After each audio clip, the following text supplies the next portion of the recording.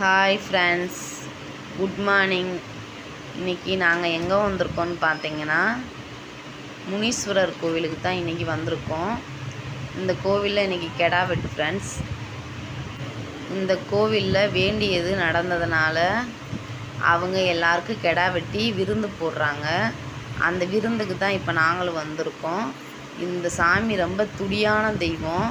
நம்ம வேண்டுதலை கண்டிப்பாக நிறைவேற்றி கொடுப்பாரு.